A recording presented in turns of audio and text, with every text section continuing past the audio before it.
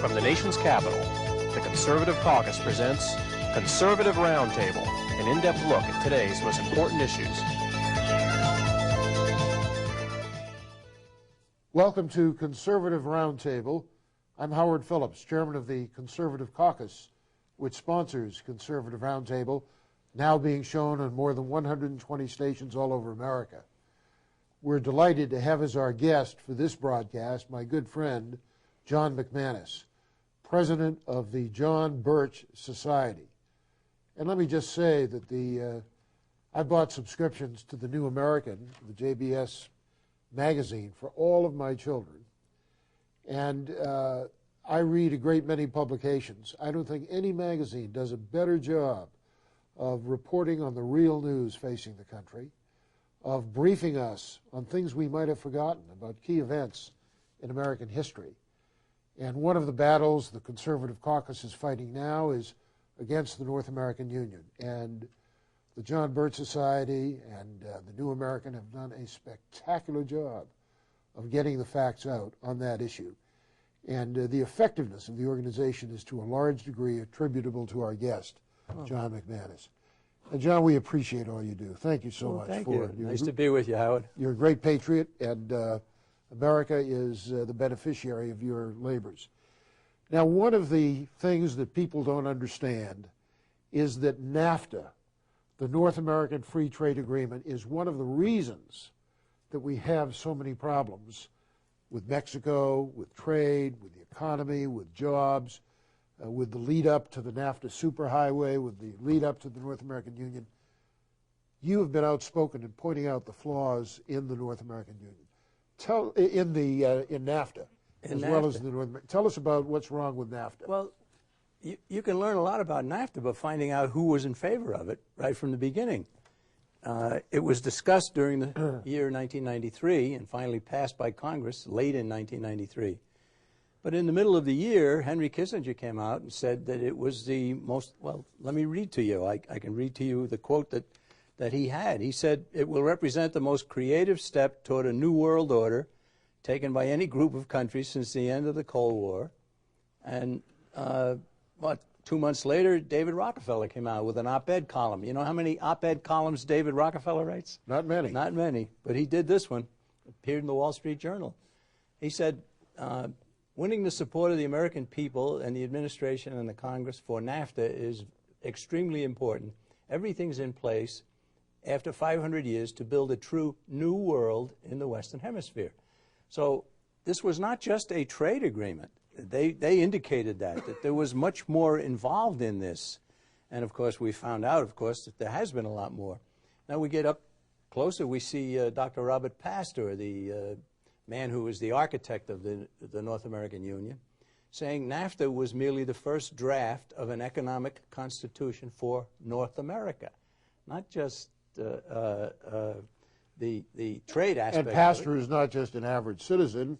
No, he was Jimmy Carter's national security advisor. He was the giving away the Panama Canal, supporting the Sandinistas, all that sort of thing. Right. And he's now vice president for academic affairs at American University. He has run a model North American parliament.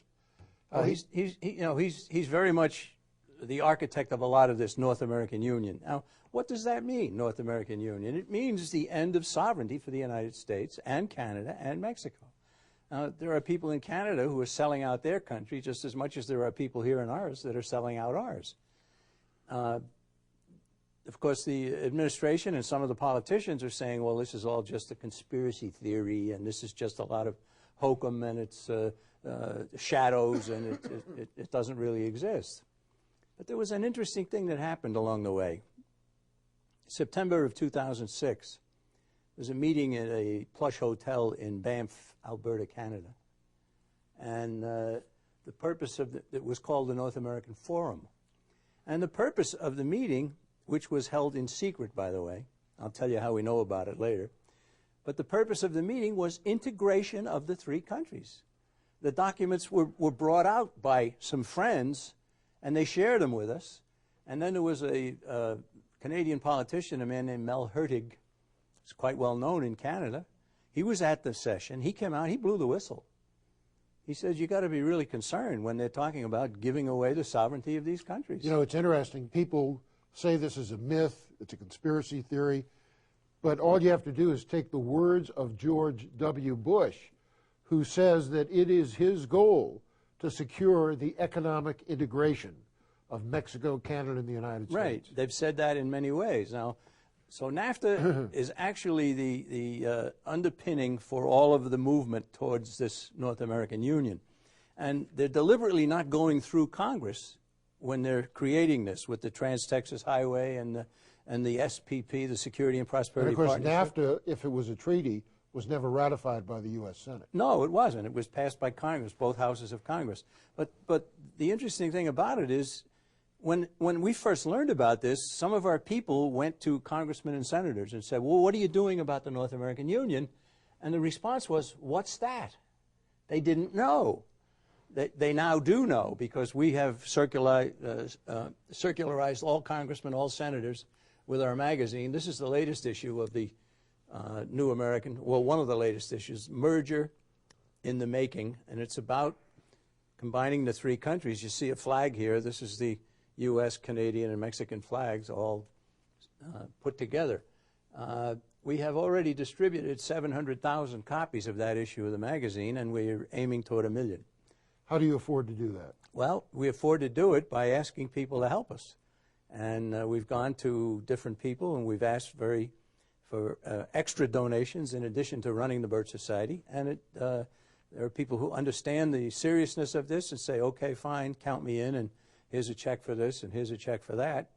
And we're doing quite well raising the money to be able to do that. Let me say that the Conservative Caucus has sent out, I'm just guessing on the precise amount, but nearly 1 million letters alerting people to what the North American Union is all about. Well, and why it's with a your problem. organization and then Tom D. Weiss and the American Policy Center, of course, we formed this coalition to block the North American Union, and we're very, very happy to be working alongside with you and with Tom and with Phyllis Schlafly's name is on our list. I don't know. She's done some work on this subject, and other people as well.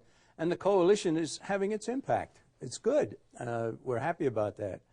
The fact that congressmen and senators didn't even know about this should have angered a lot of them, and it did a few, not as many as it should have. But some of them are still being persuaded by the mucky mucks that there's really nothing to this, that it's a scare tactic on the part of crazy conservatives and conspiracy theorists and so forth. You know, if we look at presidential politics, John, clearly someone has emerged as an establishment favorite from obscurity. Just as in 1975 and 76, Jimmy Carter was an obscure governor of Georgia, and David Rockefeller and his buddies at the Council on Foreign Relations and the Trilateral Commission laid hands on Jimmy Carter, and they got Zbig Brzezinski as one of his advisors. They trained him to be president. They trained him to be president. They didn't do a very good job. No, but he got elected. And now, and we're going to talk about this more after the break, but now they have a successor to Jimmy Carter, another Southern governor with a Southern accent by the name of Mike Huckabee. Right. Huckabee said on a television broadcast this last week that he's a big supporter of NAFTA, that he always has been. He has been featured in Foreign Affairs magazine, the magazine of the Council on Foreign Relations, and he has said in his own words that his principal foreign policy advisor is Richard Haass, the president of the Council on Foreign Relations. Right. We have to take a break here. When we come back, I want you to explain to our viewers the significance of the Council on Foreign Relations. And again, the John Birch Society deserves great credit. No one else was talking about it, but the JBS was talking about it. And millions of Americans were educated about the threat posed to our liberty and independence by the CFR, thanks to the efforts of your organization. Please stay with us.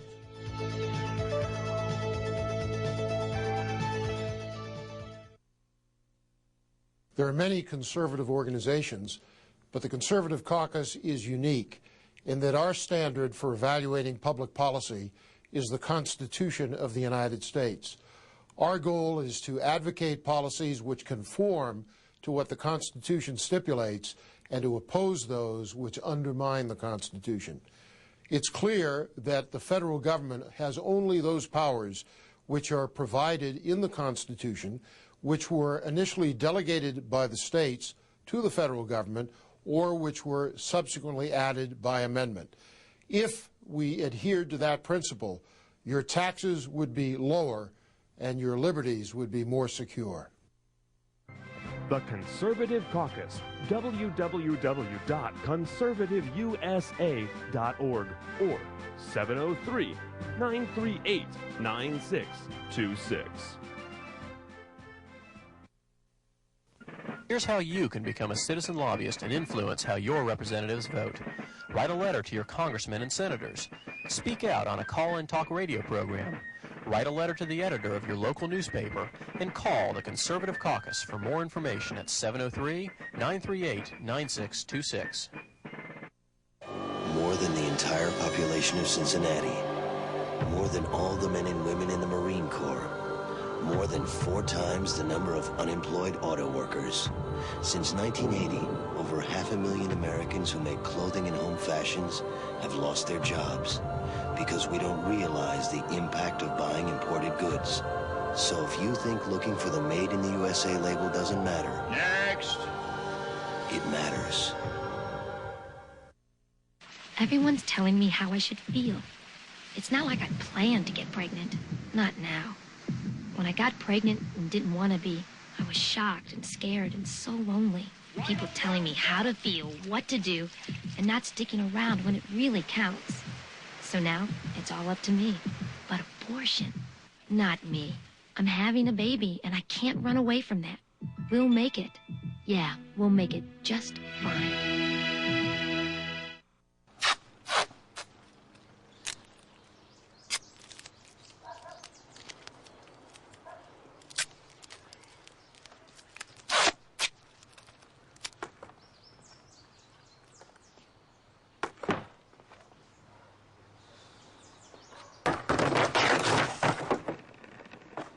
There is a better way to have fun with history. Visit americaslibrary.gov. Log on, play around, learn something.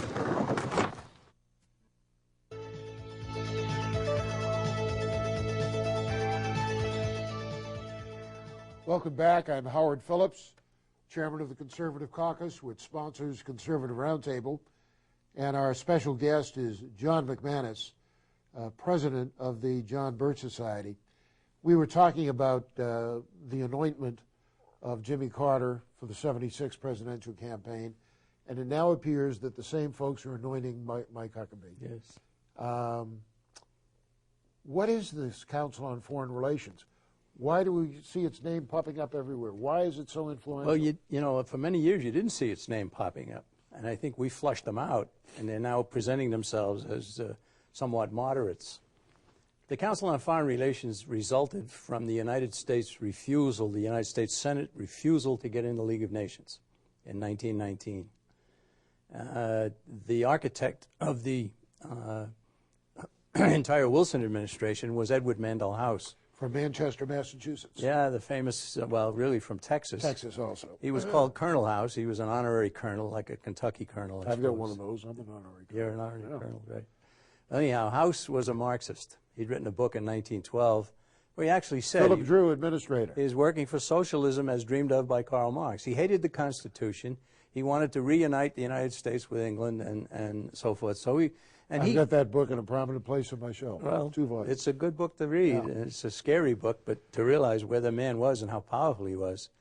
But he actually fastened himself to Wilson all during the Wilson administration. He was in favor of the income tax. We got it. He was in favor of the Federal Reserve. We got it. He was in favor of a lot of things that we got. And Wilson thought he was the architect of it, but he wasn't. But anyhow, 1919, the Senate said no to the League of Nations, and House was in Paris at the time. He got a cable about that, so they got together with British counterparts.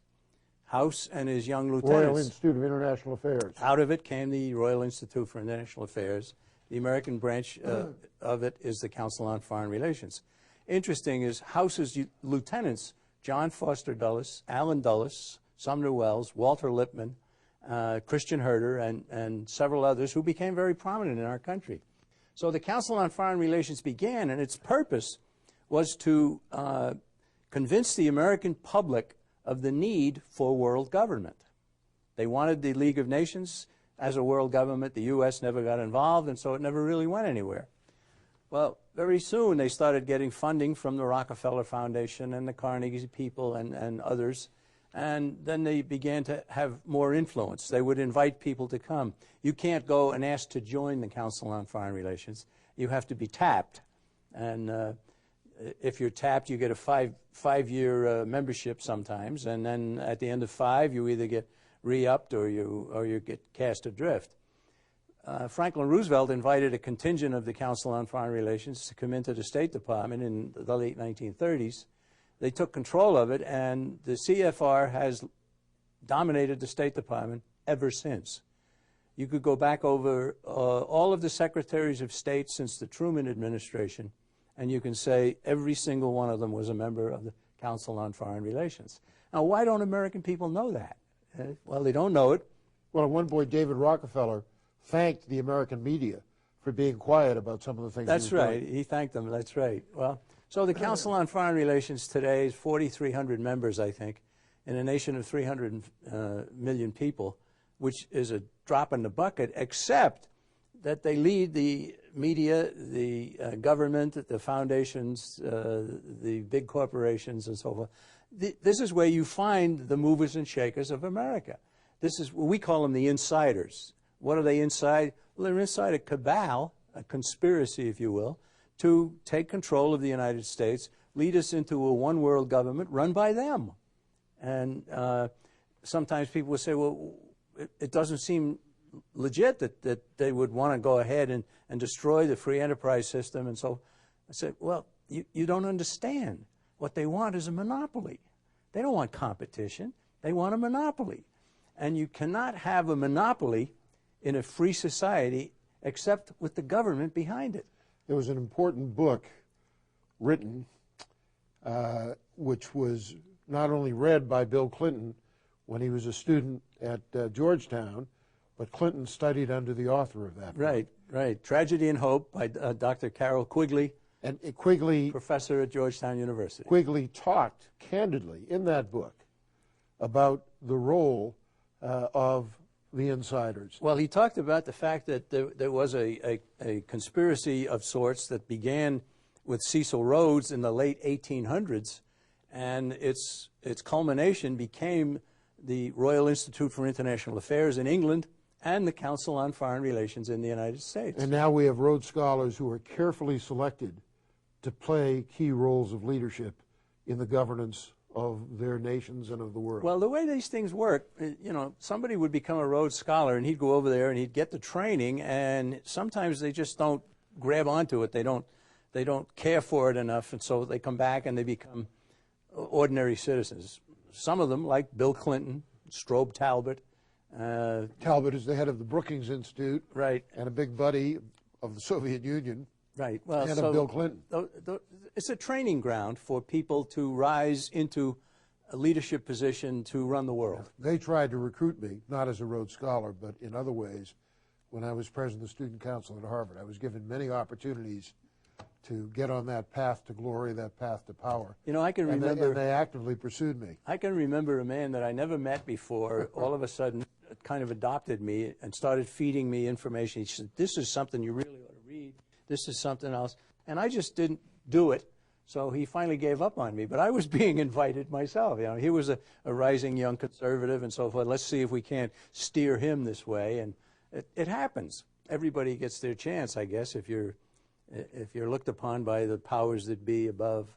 So what we're talking about, though, it's like Satan having Christ. We're talking about mountain. Conspiracy. You're not supposed to use that word today.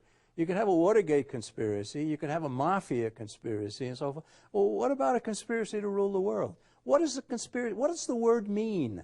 All right? Take it apart. Conspiro, together, breathe together. And it's adopted a sinister meaning. And it means more than one person, secrecy, and evil. That's all it is. That's a conspiracy, all right? I believe that people who are anxiously working to undermine the independence, the sovereignty of the United States, destroy the economic system of our country, lead us into a one-world government, I believe that that's a conspiracy. The fact that they won't admit that that's their goal is the secret. Jack, what was the turning point in your life? When did you catch on to this? Well, I caught on to it. Well, I had a fairly good upbringing. I remember my father pounding his fist on the table when I was a boy. McCarthy's right. I know he's right. Look what they're doing, you know. And thank God Stanton Evans' book just came out, which is wonderful. Great book. Oh, I've given it to all my grandchildren. Oh, I read through that fast, 600 pages. Stan is a great man. Right. Blacklisted by history, the exoneration of Joe McCarthy. So I had that in my thing. Then I did 3 years in the Marine Corps, and I got caught up in one of Eisenhower's activities and sent me into Lebanon in 1958. And we didn't know why we were there, but when I found out later why we were there, I was very upset about it. But the turning point for me was to find the John Birch Society. And I found the John Birch Society because I was reading William Buckley's magazine, Vicious Attack on Robert Welch, the founder of the Birch Society. I read it carefully. I wrote him a little note, thanked him for it, and they published a letter in the magazine. Because they did, a member of the Birch Society tracked me down and said, are you basing your attitude about Robert Welch on what he has said or what others have said of him? I thought that was an awfully good question. So I got back to him, and then I started reading. The Birch Society had published books that had been suppressed and gone out of print. And I remember reading things by John Flynn and... Great man. Oh, there was it 12 Candles? A Dozen Candles we published, right. Someone gave that to me when I was in high school. Oh, well, I was a little older than you. I had already finished college by then. But anyhow, I started reading some of these books, and I started saying to myself, well, there's something to this Birch Society. And then I read Robert Welch's book on Eisenhower, The Politician. Why did we give the Soviets Berlin? Well, because the Soviets were, in fact, the conspiracy's way of taking control of the world for a time, and it didn't work. And so they went to Plan B, and then they went to Plan C. And Plan D, if you want to call it now, is the North American Union. We have to break. We'll come back for some closing comments by John McManus. Please stay with us.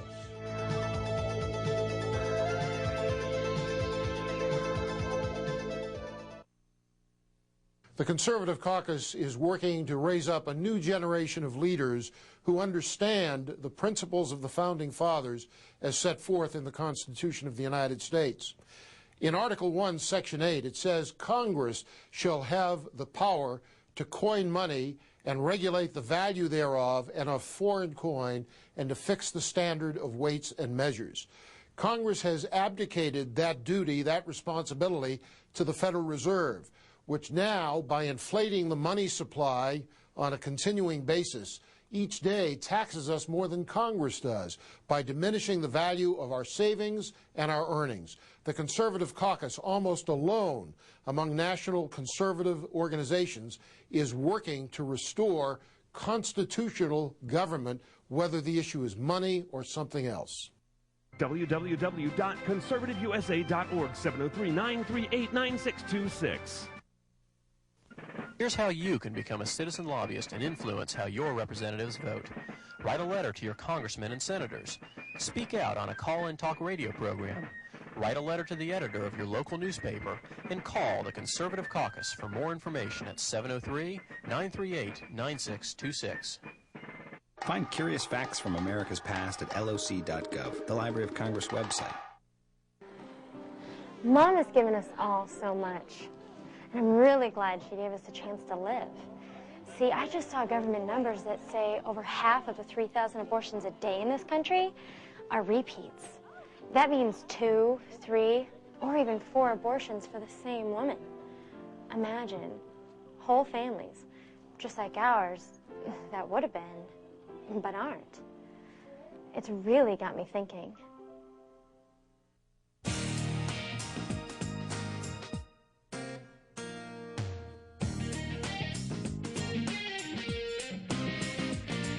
It's such a great document. It guarantees me so many liberties and freedoms. It's looking out for me. Not only have I learned a lot of speaking skills, meeting these 50 other incredibly talented people, you learn a lot about yourself. You're able to grow in so many ways. Learning about public speaking. You also gain a tremendous amount of friendships. Welcome back. Thank you for sharing with us this edition of Conservative Roundtable. If you're interested in the kinds of issues in which the Conservative Caucus is involved, please check out our website, www.conservativeusa, or fax us a note with your name and address. We'll send you free of charge some publications, 703-281-4108, or you can snail mail us at 450, that's TCC, the Conservative Caucus, 450 Maple Avenue East, Vienna, Virginia, 22180. Jack, John McManus, the European Union celebrated what they claimed was their 50th anniversary recently, but there was no 50-year history to this organization. It was an incremental process which led to the Maastricht Treaty, the European Union, and now they couldn't pass a constitution, so they've got a substitute treaty, right? Yeah. What do we do about it? Well, we don't do anything about that except don't duplicate it. Yeah. In other words, it's a pattern. That's exactly for the incremental loss right. of America's status as an independent right. constitutional republic. NAFTA, well, the European Union started out as a treaty that was supposed to be just about trade, and they sold it to the people. The people over in Europe are now saying it's changing our whole political system. Former head of the president of Germany, a man named Herzog, he came out and he said 85% of the laws in Germany are now being written in Brussels, not in... Which is one of the capitals along with Luxembourg and Strasbourg. Right, that's the European Union. John, let me just conclude. I fought the Maastricht Treaty. I bought 40 people over there, and we were addressed by the foreign minister of Luxembourg. He said, if the people of my country had any idea what we were doing, they would rise up and revolt. That's right. And that's why what you're doing, what I'm doing... We're trying to get the American people to rise up and revolt. Thanks for watching. See you next time. John, thanks a million.